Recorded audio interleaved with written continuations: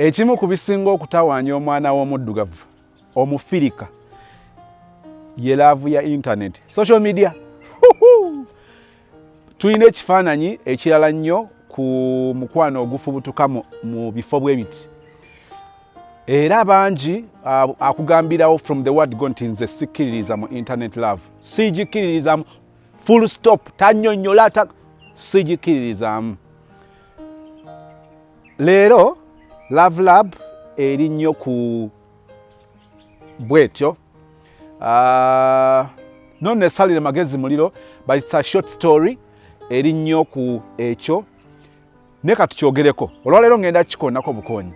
Olw'ensonga nti Love Lab ejjidde mu budde obutuufu, naye nga wiiki ejja tugenda kutunulira nnyo ku kino. Kitawanya nnyo abantu, n'ekyo katukyetegerezeeko. Nzijukira natandika okubeera ku internet ebiri serious. I think that was 2005, 2004, 5, 6 awe watyawo. We nabeera ennyo ku internet. Sijja kwogera myaka kuba mujja kumbala nnyo. Of course. Kakati mikwano gyange egimu ku gy'amaanyi today babadde nnyo bantu besaasoka kumanya face to face nga twetegeredde ku internet bwe tutyo. Kakati ne wajja wabeerawo kiyinza oba nga saakibeeramu nnyo kwagala kufuna love okuyita ku internet, naye nzijukira nali nsinka baalinga abawala nga basatu awo te age awo obeera mu tiini awo soba oyagala nnyo vumbula, naye nzijukira nali nsisinkanyeeko abawala baali basatu. Omuwala omu twasisinkana ku Catholic Church eri awo Mbuya, bw'oba oyambuka oba ogenda ku CMI ndowooza.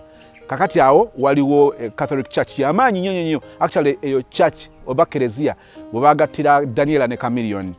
Omuwala namusinkanira awo. Kakati bwe musinkana yayina ndowooza bye saayagala. Yali ava mu family engagga and all that, naye ng'omuntu ye kuye waliwo bye saayagala. So oyo ne tukoma awo. Omuwala omulala twasinkana ku Pride Theatre. Pride Theatre kakati waliwo pastor mulokole, Pastor Manjeri. Pride Theatre waliwo bakayimbira, ne kakati waliwo Pastor Manjeri. Twalagana tusinkane ku Pride Theatre. Kye nakola ne musookawo.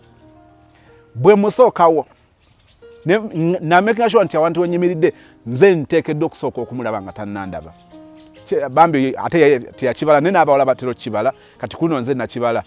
Bwe ntuulawo, bwe nyimirira waggulu bulungi w'omulengerero bulungi, nkuba essimu mugamba atambule nga bwe twogera, kumbe njagala mulaba. Omuwala ajja. Namulengerera wansi. Nga audio ne visual. Audio ne visual nga tebakwatagana.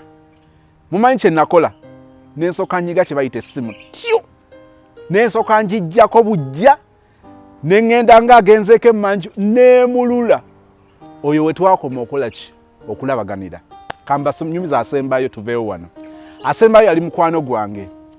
Mukwano gwange nga bagenda bafuna n'omuwala gye tukola nga boogerezeganya. Bannanga omuwala oli ng'alina eddoboozi. Jesus! Omuwala ng'ayogera bulungi, tuteekateeka olunaku bagenda okusisinkana. Omuwala yali weewo obulenzi. Bannanga omulenzi nga yagwa mu mukwano ne gumusensebula bwe guti. Lwe bagenda okusisinkana, mugamba nkwagaliza birungi byerere buladi genda okwasaganya ensonga. Omuwala bwe basisinkana, ekifaananyi omulenzi kye yali alina, omuwala ku 100, teyafunako yadde 10%. Not even 10. Ekisooka, wallahi omuwala nga mukulu nnyo ku myaka, like ku ddoboozi lye, nga oli alisiga ekifaananyi nti ekiwala kiyinza oba nga kiringa kiri mu maybe like early 20s. I swear to God, omuwala ateekwa okuba nga ali mu early 40s. Njagala okuba akafaananyi Benoni erinnya ndyogedde. Omuwala okubanga omulowooleza kubeera mu early 20s ng'ali mu early 40s ey'enjawulo nnene. Kati ate ekirala, omuvubuka wa kibuga omuwala ng'alimu kye bayita ekyalo okuva mu ndabika, mu nnyambala, mu nviiri. Ekimu ku byasooka okumuwa nga okumwaniza nga onogamba ndowooza omuntu nga bw'anaakunona ku airport. Ew'obulenzi waliwo nnyo emiyembe gya takataka. Emiyembe ekikula kya takataka ogimanyi. Kyekyo yasooka ono gwe basoose okwaniriza emiyembe tajja. Kikyentegeeza nti abantu bafuna disappointments mu internet love, internet dating. Ne mune njala nkubuulire, okimanyiko nti abantu bafunye disappointments mu church girls or church guys? Okimanyiko nti abantu bafunye luck oba omukisa ku kiwala kye yalonda mu ekkubo ng'akilonze mu bbaala? Oli yamusanga bali ku flight ne besisinkana ate ne bagenda ne bakwasaganya obulamu ne butambula nga they are happily married. Kakati ebyo ebintu byonna kiteekeddwa okumanyibwa nti olumu tewaliwo nnyo formula na location gy'oyinza okugamba nti eno location mwe bajja abantu, kubanga abawala bwe bakizuula nti baagala ba church girls, abawala bangi bavudde mu bwamalaaya, bavudde mu buyaaye ne bagenda beesonseka amakanisa, emizikiti, amakereziya. Kati nga bamanyi nga bagenze kwepositioninga, omuwala asobola okwepositioninga n'ayingira ne worship team, n'ayingira church choir nenga anoonya mulenzi. Kakati gwe gy'olowooza otute church material, kumbe omwana yamanyira kutama bolingo na biki, just yeekwese mu church. So nga ate omuntu ayinza okugenda mu bbaala ng'ekimututte mu bbaala disappointments, just agenze kumalirayo ko budde, finally gyagwa ku muntu omutuufu. Kyengezaako okugamba nti wayinza obutabeerawo nnyo kifo kitongole nti eno gye bajja abantu. However, buli kifo kisobola okuvaamu omuntu omulungi, kisobola okuvaamu omuntu omubi. Ebyo bye njagadde tutandikireko olwaleero. Eriyo abantu bangi abafunye love okuva ku internet, abo ne beewasa nga batandikira ku internet, naye kino kye kitera okubeerawo. The biggest number tekyogera. Omuntu asobola kuyimirira ku reception ng'omugole awa speech n'ayogera ku mwami we n'agamba engeri gye nasisinkanamu sweetheart wange, namulaba akomentinze ku post ya Bobi Wine oba eya Chameleone oba eya Judith Babiri and all that. Tebabyogera. Naye nga ebiseera bingi abantu batandika bwe batyo. Ekirala, abantu basobola okubanga internet ekyamanyi kye yakola si kubakola mu mukwano, kubagatta mu mukwano, naye nga yabasisinkanya okukola friendship. Kakati abantu batambula nina mukwano gwange Veronica tubadde friends way back in 2004 up to today. Olwaleero bwe tugamba nti twewasizza Veronica mufumbo ne Sozi mufumbo, naye singa tubaye tugamba nti kati kwewasa, tuyinza obutagamba nnyo nti olwaleero ekyatugatta internet, balina kyo sense emmanduso yali kuki ku internet. Kakati olumu abantu ebyo ebintu tebabyawula. Omuntu asituka busitusi najja ku internet nagulawo Facebook account, ekigendererwa kufuna musajja, ekigendererwa kufuna mukazi, ako kafu. Abasinza okutomera bagira mu ange eyo. Oli n'addamu omuntu nga from the word go anoonya musajja, kati buli gwayogera naye n'abeerawo ng'ekyo kyatunu, ako kafu.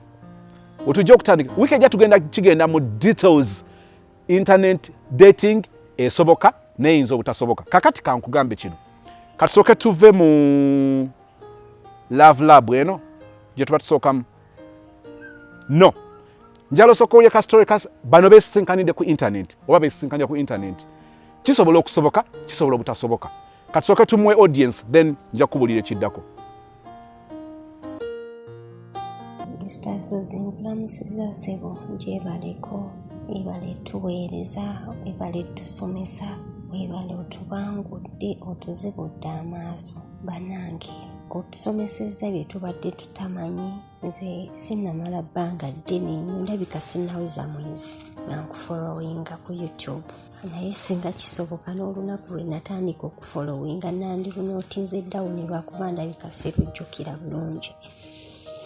Kuba bannange enjizi, waliwo ka vidiyo ke wagambiramu nti onoobeera ng'omwana omuwala odeetinga omusajja, naye nga bw'aba atayipinga message gobeera awo ng'olinze ogirindiridde n'ogiriplayinga nga tennaba na kutuuka, omubuuza nga tetuuka nga sigiraba, ng'oli awo olinga atalina byakola. Era nagamba Mr. Suzy agamba nze gw'olabanga bwennyunyuka wemaliriza emirimu, mbeera awo nga mulinzi, wendaba aluddeyo oluusi n'omubipinga direct call amanye nti okola kyoli free ajje online. Naye okuva lwe nawulira ebigambo ebyo vidiyo eyo neŋŋamba bannange tuli ku kyewammwe waawo sikyabikola. Ate ne waaka nina mungi waka okuleeza ku peegi yo nina mungi nyenda nva kamu ku kamu. Tweyanziza Mr. Sozi tetusobola kwebaza kimala naye Mukama akuwa omukisa.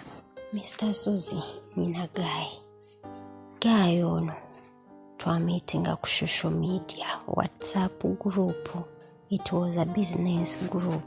Twasooka beera ba mukwano si nnyo naye nga tunyumya Gayi nga tunyumya mpola mpola bwe tutyo. Ekyavaamu n'atandika ate okunkwana ovuba ekyo osanga kyekyali kyamuleeta mu inbox yange naye n'asooka kukola ki oba kutya kwogera oba kusooka kummanyiiza n'atandika okunkwana. Nagaana kubanga olwo mu gurupu mwali mubedde musaga agenda mu saga emu ng'agirimu saga eyo alayika yakwana omuwala oba byaba bitya oba baafaaki omuwala n'abireeta mu gurupu. Kati weyankwana ne mubuuza ogenda okola ogwo gwagenda ng'okwana nayeewozaako ng'era bw'omanya abasajja bawoza abasajja bo mu kuwoza teri abasinga. Nayeewozaako ate n'akiremerako already nali namugamba nti ngenda kukola renew.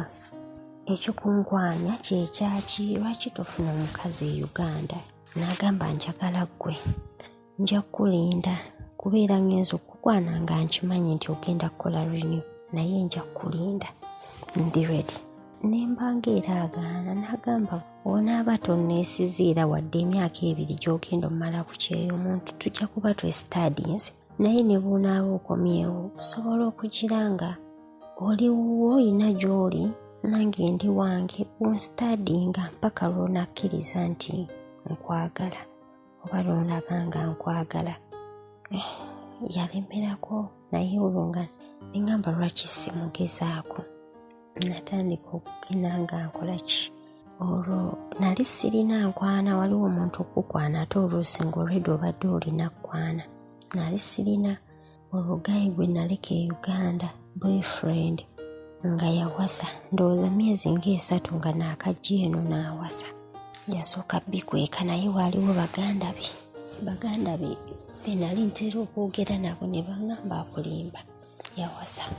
Ne oyo ne mbulookinga ne ŋŋamba ono ewammwe waawo emuvaako nsigala kukola nti ono we yayingirirawo oluvannyuma lwa mwaka gumu n'ekitundu netubeerawo alaga ali siriyasi avaayo aleeta ebiteeso ebizimba ale bw'aba ayogera owulira ng'emboozi ya akwinvolovingamu ezimba.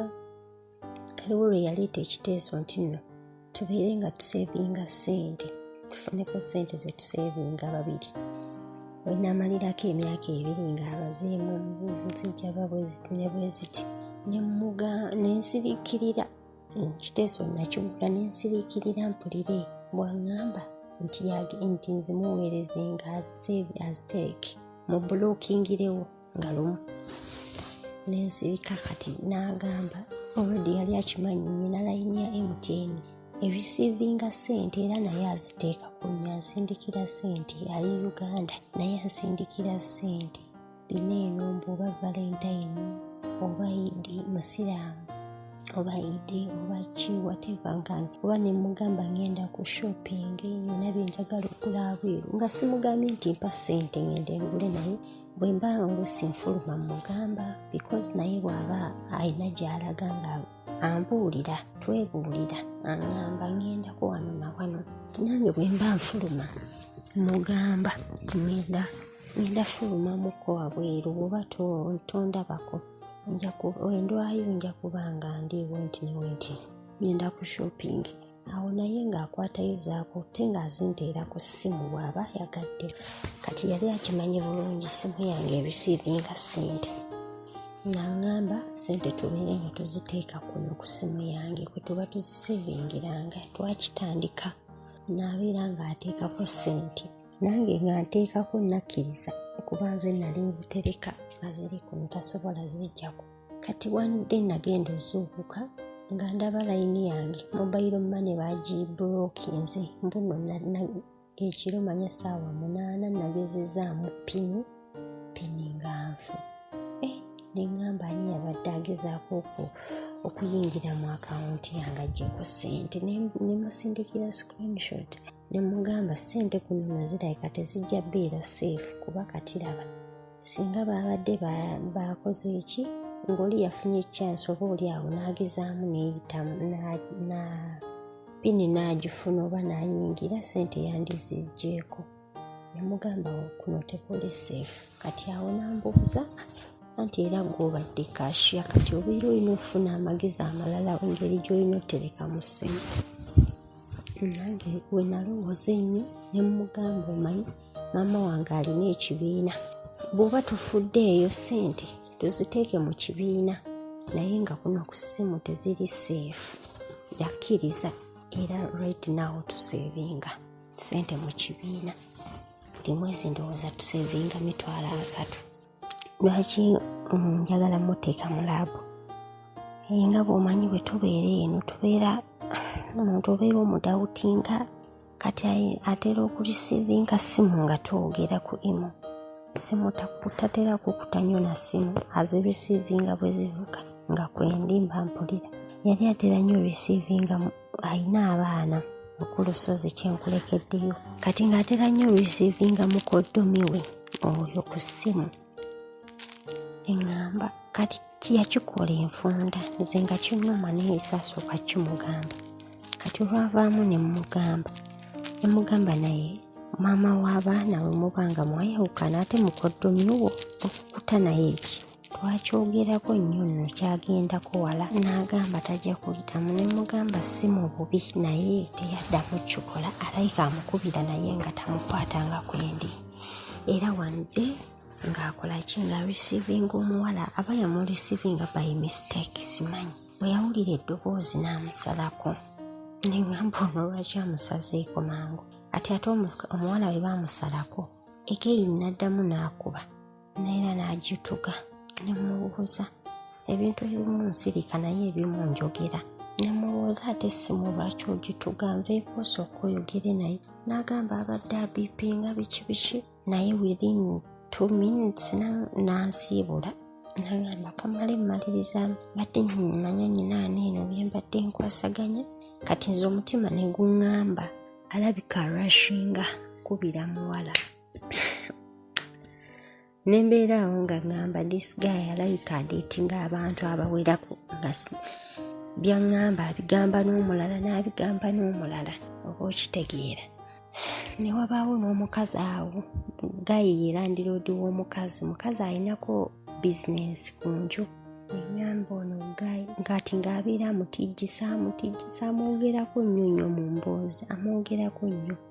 Manya yakoze kino manya yagambye agenda kukola bw'ati sijja kwogera nnyo.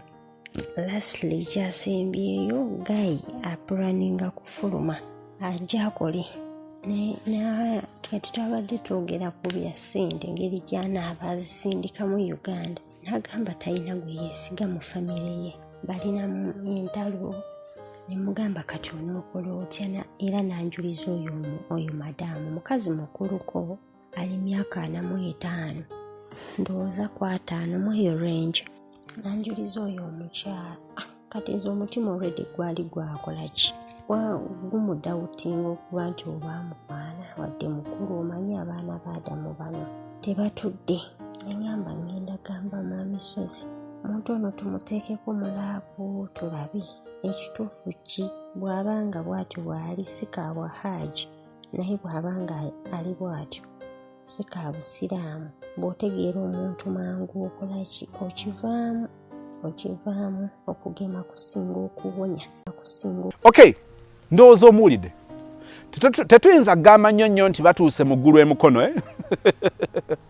kubanga omuntu asobola okugamba nti destination ebadde Mbarara naye ng'akyali Lyantonde aba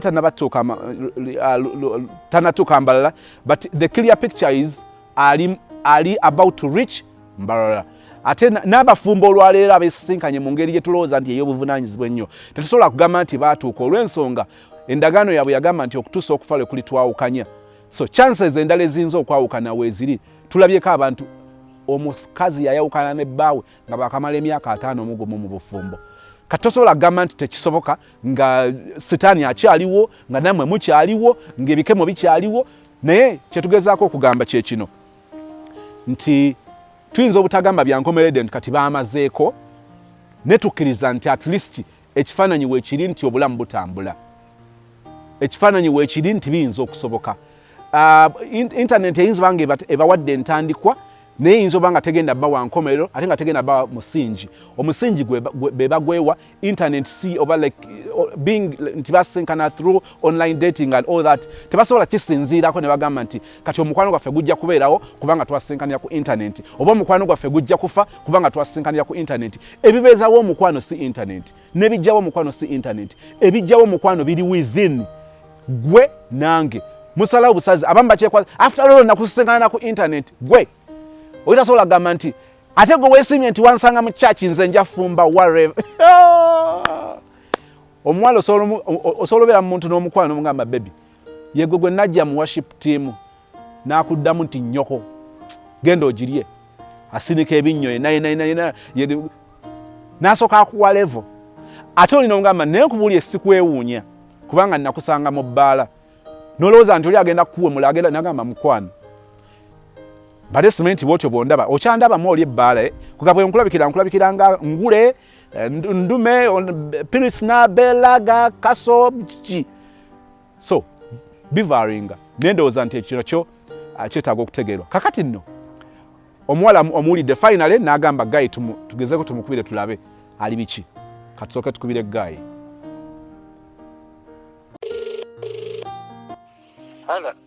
Hello. Wanje? Yes, swaba jebale kusebo. Kale sebo naye jebale kusebo. Empewo ya Monday. Anange.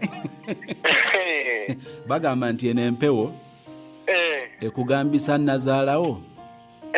Nti maama empewo ogiwulira. Kituufu. Nti olwakuwa sweta oba. Obanga amugamba nti maama munange wali sembedde kwana. Abomination. Abomination kituufu. Muganda wange. Anje? Erinnya lyange nze Moses. Olinawo eddakiika nga 2 tuwogeremu. Nina. Waliwo omuntu eyantumye okukubira kasimu. Mwana muwala ono n'agamba nti swaba oyo bw'omukubira bw'akwata akasimu mugambe nti mugambye. Olibera nange esine bwenakyuka olibera nange nekusaawa esembayo olibera nange. Sebo Anje? yaŋŋambye enkulumbe na mu budde bwa mpewo. Ensonga zituuse. So olowooza twogera ku mwana muwala akyono. nga yagambye ati? Yagambye kubira omulenzi wange oyo ekisooka mugambe nti mwagala nga bw'akiwulire naye alaga nti anjagala. Naye njira nemba n'obweraliikirivu kubanga omusajja wange mulungi. N'entalamule nazo alaba nnyingi kati ne buli waayita. Mmenga nti nyinza obbanga ndi awo nga baamuwugudde dda. Naga naye bw'omala omugamba nti mwagala. Mumbuuliza ekibuuzo. Nti alowooza ani ono alaaja nabwo ati. Okay. Twogera ku ani? Nze gwe mmanyi era gwe nnina. Yep. Bamuyita Julian. Bamuyita? Julian. Alina limu ku ndagamuntu. Wanje? Alina limu ku ndagamuntu. Talina limu naye. Yeeryo. Julian. Oba osobola omuyita Julie. Erinnya lye lisembayo linnya ki kuba bintabuddemuko? Bikutabudemu? Bitya. Ogambye ye Julian oba Julie? Kale kaŋŋambe senga oba Juli. Ebyo nabyo. Okay, Sebo. Sijja biwanvuyo omukyalo oyo yantumye gy'oli. Olina message ki gy'ali? Akuvuga speed ye? Naye nga nvuga speed. Okwo kwonna kuba kwagala swaba. Message yange nti mwagala nnyo nnyo nnyo. Era taba nakweraliikirira. Ati kati agamba obudde bwankuba. Ne bw'oba obudde bwankuba siina kye nsobola kukola. Ndi mumativu. Oli mumativu. Ndi mumativu. Distance weeri fine. Naye ndi mumativu. Weewaawo. Siri musajja wanka wanka. Kyenamusuubiza nti nja mulinda. I will do that. You will do that. Yes. Wow, webale kubeera gentleman.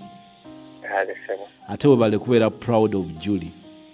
Yes, I'm very proud of her. Wow. Njala kwagaliza olunaku obulungi n'okwebaza okumpa time yo Sebo. Kale neyanza Sebo. Kale. Nawe olunaku olulungi. Kale, thank you. Okay, tumulabye. Ndowooza waliwo kifaananyi. Waliwo ekifaananyi ky'oyinza okugamba nti kitandikirwako. So, si kibi. So gamba it's fair good. Tujja gende otunatukira ku excellent nga tukimanyi nti ebikola excellent ebitandikira wano bazimba bizimbe. Wulira reaction y'omuwala naye ate engeri gye badde surprised ku gaayo ono. Nsozi gyebale Sebo asuubira nti oli bulungi webale tuweereza webale kubira Isma. Nange Gayi yasanyuse. Gayi musanyufu. Gayi musanyufu simulabangako ng'asanyuse bw'ati. In fact azze n'ekirowoozo alina kyayagala okukolera maama wange. It's something small naye agenda ku asanyuse musanyufu. Asanyuse nnyo obuntu obutono tutera obubuusa amaaso. Nze nakikoze nga njagala laba oba akyetinga oba nedda. Naye ate yakirabyemu kirala oba okitegeera oba alowoozezza bange eringa surprise. Kitegedde nakitegeera ngeri gyakituttemu kuba bannange musanyufu asanyuse kuba olwamaze omukubira booti. Nabadde siriiko ku imu n'akola ki? N'akuba imu nga teyitamu n'ankubira direct. N'angamba oli busy nti siri. N'angamba mbadde nkwagalamu ku imu. Najanga musanyufu neewugusa nga atabitegeera. Kati nalabye mpeereza audio ne mmanyi omukubidde. Nambuuza banaye kikyonkoze ne mugamba ki? Kati n'abinnyonnyola byonna nga bw'omukubidde. Mugamba batamusolo kiba kikuyisizanye. Naye nga musanyufu n'agamba biki bananga asanyuse. Thank you so much. Nze nkuyigiddeko na bingi. Kuyigiddeko bingi okimanyize Gayi nali mbeeraawo. Every time nga mbeera njagala kwogera naye bwemba nga siri busy nga nze nga munoonya nga bwemba siri busy oluusi ye oba nga akyakola tali ku ssimu ng'olwo nja mukubira direct asobole okumanya nti ndi free twogere ne kati takyabiraba alabe ebyo. Kale kiina engeri naye ndowooza engeri gyekikuweesa respect nga bw'otera okwogera. Mr. Suzy nze weebale singa nsobola recording olunaku lwenajoininga group yo oba lwenakufollowinga ku YouTube kuba bannange njiga bingi n'obudde sikyabwina nnyo obubeera awo mbu mukuume twogere mbeera mpuliriza simu nkola nayo nga mpuliriza kuba bingi vidiyo nnyingi eziriyo kati ngenda mpuliriza emu kwemu bannange nze weebale. See how he is even surprised, excited. Ebintu bya love leka kulowooza nti waliwo formula gye baatongozanga yeeyo. So kisoboka. Njala kwagaliza akawongeza akalungi, njala kwagaliza obulamu obulungi. Enkya tulina love story.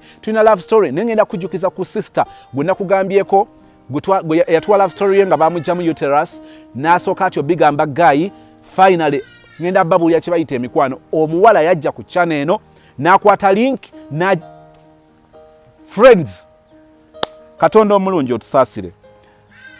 fenna tujja mu mukwano guno nga twagala bigendera birungi, nga twagala abantu abanaatubeezaawo bwe tunaabeerawo ne tubeera basanyufu n'okwenyumiriza mu bulamu bwaffe n'okubeerawo kwaffe. Tugwa ku bantu abakyamu oba abantu abakyamu abantu ne bajja ne batugwako nga ffe bakyamu. Buli omu sooka oteeketeeke ye, teekateeka sozi, teekateeka omuwala oyo, teekateeka omulenzi oyo, osooka okola omulimu mu ye, asisinkane omuntu omulala gw'okozeemu omulimu. Naye twagala nnyo okusisinkana abantu abalungi nga tetuli balungi. Tusala emisango nga tetusobola na kugyesaya, so nga gisooka kusinga ffe. Tusaasire ekisa kyo kibeere naffe leero ne bulijjo bwe tusabye n'okwebaza Katonda waffe mu Kristo Yesu Mukama waffe, and we all say amen.